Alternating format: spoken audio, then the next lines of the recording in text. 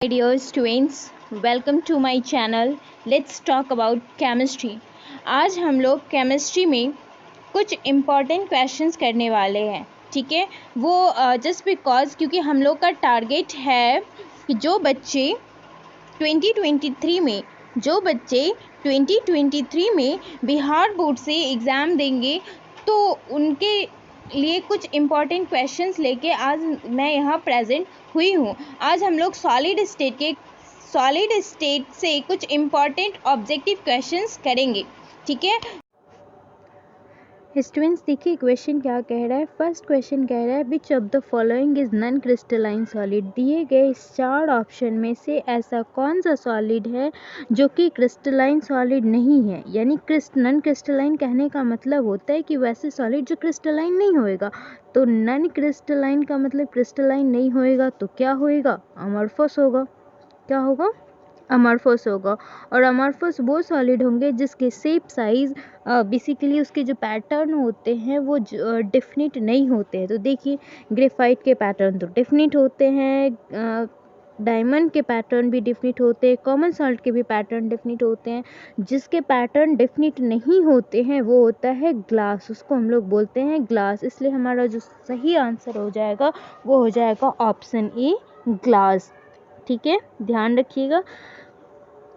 या फिर हो सकता है अगर हिंदी में आए तो ये गिवन हो कि दिए गए ऑप्शन में से ऐसा कौन सा है जो कि अक्रिस्टलीय ठोस है। तो ध्यान रखिएगा ऑप्शन ए कि ग्लास जो होता है वो नॉन क्रिस्टलाइन सॉलिड होता है। चलिए अगले क्वेश्चन की ओर मूव करते हैं। See next question. Next question कह रहा है amorphous solid. See next question क्या कह रहा है, ये कह रहा है amorphous solid is also known as. Amorphous solid को किस किस नेम से जानते हैं। अब आप सभी को पता होगा कि अमorphous सॉलिड वो सॉलिड हो गए जिसके पैटर्न जो होंगे फिक्स नहीं होंगे। पैटर्न फिक्स नहीं होंगे मतलब ये नॉन क्रिस्टलाइन सॉलिड होएगा। कौन सा सॉलिड होएगा, नॉन क्रिस्टलाइन सॉलिड होएगा। पहला ये नॉन क्रिस्टलाइन सॉलिड होएगा। दूसरा, अच्छा जब ये नॉन क्रिस्टलाइन सॉलिड है तो आप सभी को पता होगा इसके कुछ और भी नेम है। इसको हम लोग स्यूडो सॉलिड के नेम से भी जानते हैं और सुपर कूल्ड लिक्विड के नेम से भी जानते हैं। इसलिए ये तीनों ऑप्शन सही होने की वजह से इसका जो सही ऑप्शन हो जाएगा वो हो जाएगा option D. Option D is the right answer for question number 2। Option D जो है ना क्वेश्चन नंबर 2 के लिए बिल्कुल ही सही आंसर है। चलिए देखिए नेक्स्ट क्वेश्चन।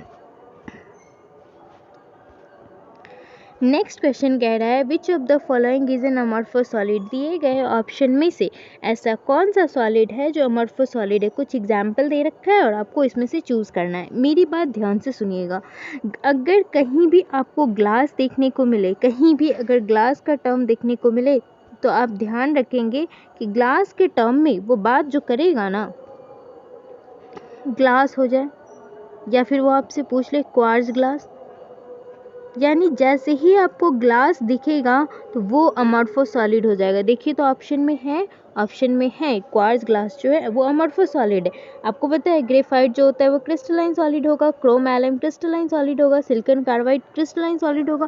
तो जो क्रिस्टलाइन सॉलिड नहीं होगा वही अमorphous सॉलिड होगा और वो हो जाता है आपका option number B. Option B जो होगा क्वार्ट्ज ग्लास, ये हो जाएगा हमारा amorphous solid. Done. Let's see, move to the next question. Just give me 2 minutes. Move to the next question, which is question number 1, question number 2, question number 3 का option आप लोग को पता है, बी क्वेश्चन नंबर 4। यस, सी question number 4।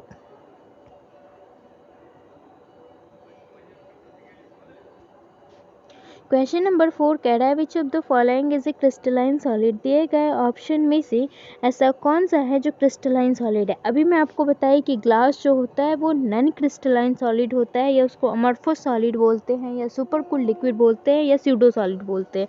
मैं क्या बोली, ये जो ग्लास होता है ना इसको हम लोग या तो बोल लेते हैं नॉन क्रिस्टलाइन सॉलिड, ठीक है, कौन सा सॉलिड, नॉन क्रिस्टलाइन सॉलिड, या फिर इसको हम लोग बोल लेते हैं अमorphous सॉलिड, कौन सा सॉलिड, अमorphous सॉलिड, या फिर हम इसको बोल लेते हैं कि ये जो है super cooled liquid,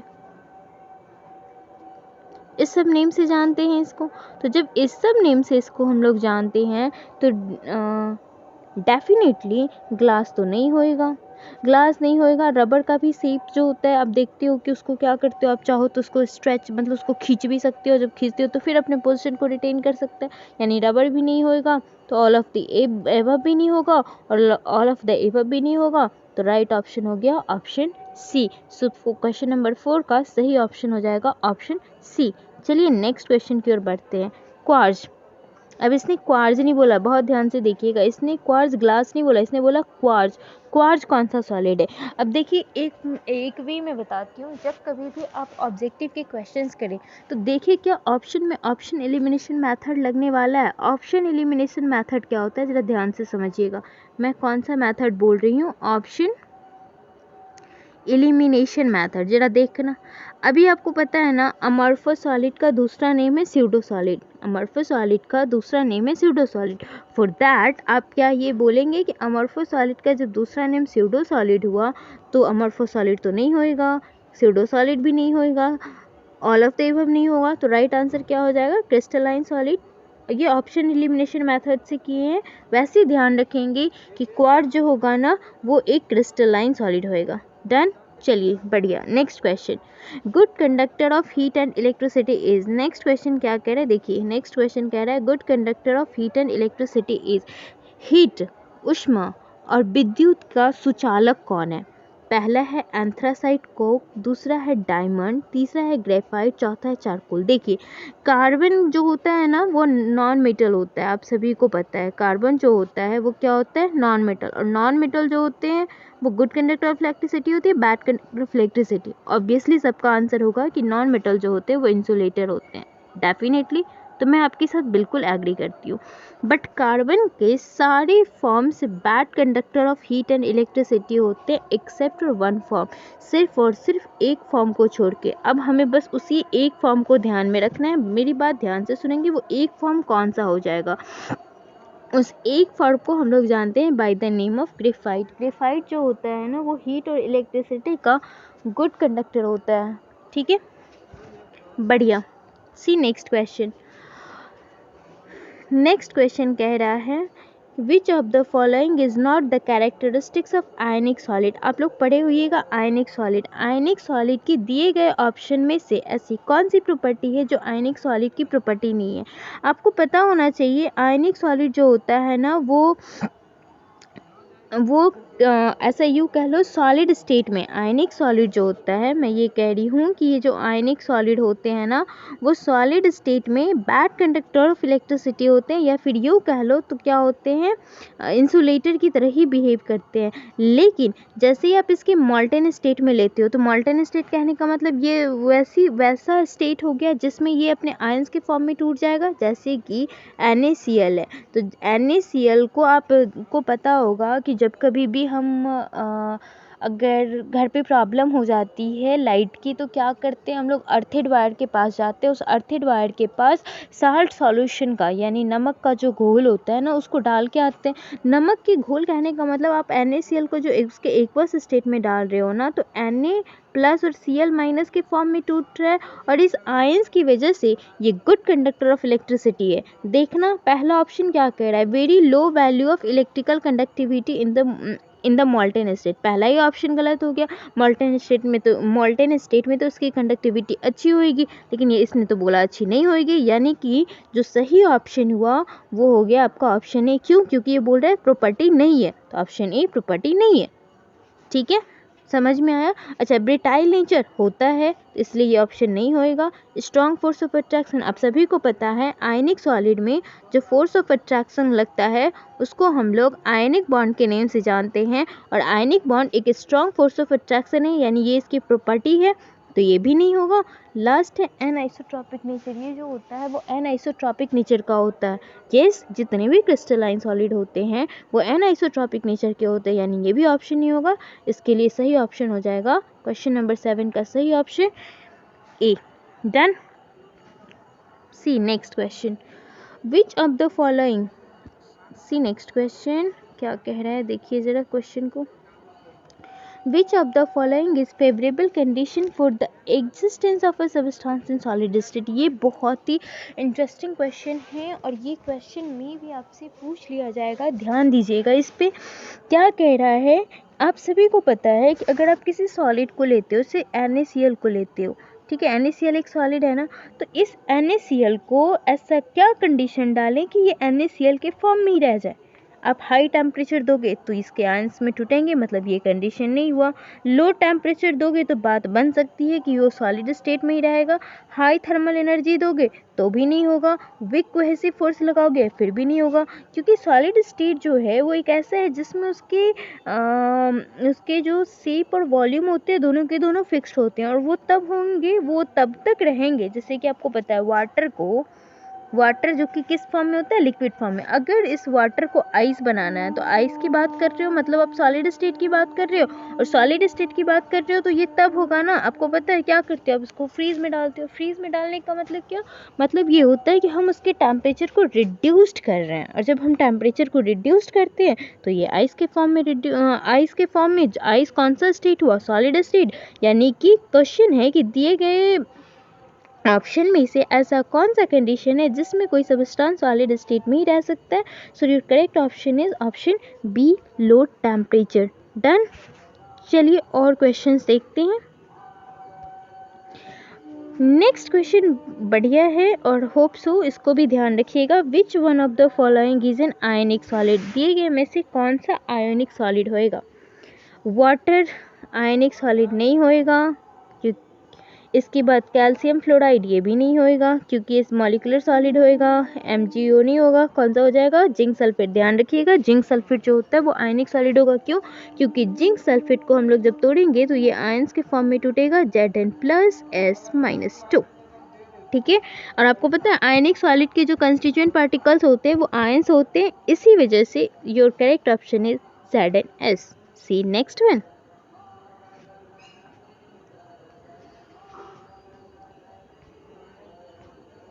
question number 9 हो गया। Question number 10 see. Question number 10 कह रहा है which of the following exist as a covalent crystal in solid state? दिए गए ऑप्शन में से ऐसा कौन सा है जो कोवैलेंट क्रिस्टल, यानी ये तो बोल रहे हैं कि कोवैलेंट क्रिस्टल सॉलिड स्टेट में, यानी ये आपसे पूछ रहा है कि आप बताओ कि कौन सा जो है ना कोवैलेंट सॉलिड को वो फॉर्म करेगा। कोवैलेंट सॉलिड को कौन फॉर्म करेगा? तो कोवैलेंट सॉलिड को फॉर्म करेगा सिलिकॉन, क्योंकि ये कार्बन फैमिली से बिलोंग करता है। Carbon, silicon, germanium, tin, lead. और आपको पता है कोवैलेंट सॉलिड को हम लोग जेंट मॉलिक्यूल्स के नेम से जानते हैं। जेंट मॉलिक्यूल्स कहने का मतलब होता है कि ये जो है ना एक लंबा चैन तैयार करेगा, ये एक लंबा चैन तैयार करेगा, और सिलिकॉन के पास ये प्रॉपर्टी तो होती है। दैट्स वाई ये जो सिलिकॉन होएगा ना ये कोवैलेंट क्रिस्टल होगा, या फिर यूँ कह लो तो कोवैलेंट सॉलिड होगा। So your option is option D is the right answer. Option D जो होगा ना वो बिल्कुल सही आंसर होगा। किसके लिए? क्वेश्चन नंबर 10 के लिए। देखिए आगे next question, value of Avogadro's number. इस क्वेश्चन को याद रखिएगा क्योंकि ये जो है ना बिहार बोर्ड इस क्वेश्चन को पूछ लिए हुए हैं। एवोगाड्रोस नंबर की वैल्यू कितनी होती है? एवोगाड्रोस नंबर की वैल्यू मोस्ट इंपॉर्टेंट, अभी सब जो है ना 11th में इसको पढ़े भी होइएगा, बट फिर भी मैं बताती हूँ कि एवोगाड्रोस नंबर की वैल्यू कितनी होती है। एवोगाड्रोस नंबर की वैल्यू होती है 6.022 × 10⁻23। सो क्वेश्चन नंबर 11 के लिए राइट ऑप्शन हो गया ऑप्शन ए। चलिए आगे देखते हैं दो क्वेश्चन को। पहला, for a covalent crystal the particles which occupy lattice points are। Covalent solid में या फिर यूँ कह लीजिए तो कोवैलेंट क्रिस्टल में। देखिए question number 12, for a covalent crystal, covalent crystal के लिए the particles which occupy the lattice point, जो पार्टिकल्स होंगे तो जो कि लैटिस पॉइंट कहने का मतलब होता है जालक बिंदु। जालक बिंदु का मतलब ये होता है कि वो पॉइंट या फिर वो साइड जिस पे कि क्या होएगा, उस पे होएगा ये कि जो पार्टिकल्स होंगे, जैसे कोवैलेंट सॉलिड के पार्टिकल, तो कोवैलेंट सॉलिड जिस पार्टिकल का बना होगा, मॉलिक्यूल्स का, एटम का, आयंस का, किसी न किसी का तो बना होगा, तो जिसका बना होगा उसके पार्टिकल्स वहाँ अरेंज होंगे। तो जहाँ पे पार्टिकल्स की अरेंजमेंट जिस सरफेस पे की जाती है उसको हम लोग लैटिस पॉइंट या लैटिस साइट के नेम से जानते हैं। तो कहा जा रहा है कि कोवैलेंट क्रिस्टल के लिए वो पार्टिकल जो कि लैटिस पॉइंट पे अरेंज होता है क्या होगा? मॉलिक्यूल्स नहीं, मॉलिक्यूल्स तो मॉलिक्यूलर सॉलिड के लिए, आयंस आयनिक सॉलिड के लिए, इलेक्ट्रॉन्स तो होता नहीं है, यानी your correct option is option A atoms. क्यों? ध्यान रखिएगा कोवैलेंट सॉलिड का, कोवैलेंट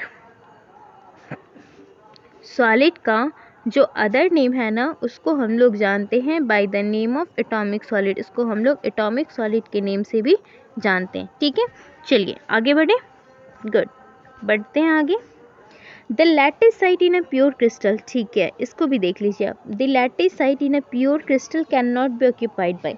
लैटिस साइट यानी जो एक क्रिस्टल आप लेते हो, क्रिस्टल कहने का मतलब या तो आप आयनिक सॉलिड की बात करोगे, आयन का क्रिस्टल लोगे, मॉलिकुलर क्रिस्टल लोगे, ठीक है, तो आयनिक solid, molecular solid, atomic crystal लोगे तो एटॉमिक सॉलिड, ठीक है। तो इसी तरह कह रहा है कि एक प्योर क्रिस्टल में जो लैटिस साइट है ना वो ऑक्यूपाई नहीं करेगा। तो एटम तो होता है, क्योंकि एटम से एटॉमिक सॉलिड तैयार होता है, मॉलिक्यूल से मॉलिकुलर सॉलिड तैयार होता है, आयन से आयनिक सॉलिड तैयार होता है, वो उसको ऑक्यूपाई नहीं करता है, which is electrons. So question number 13 के लिए जो राइट ऑप्शन हो गया वो हो गया option D, which is electrons. ठीक है, आज के लिए इतना ही, बाकी की बातें जो हैं हम लोग फिर अगली क्लास में करेंगे, अगले सीरीज़ में। ठीक है, और हम लोग per day 15 maximum 15 to 20 questions per day लगाएंगे। ओके, ठीक है family, okay my dear students, take care, खुद का ख्याल रखिए, पढ़िए और मस्त रहिए। ऑल द बेस्ट, प्रिपरेशन अपने स्टार्ट कर दीजिए।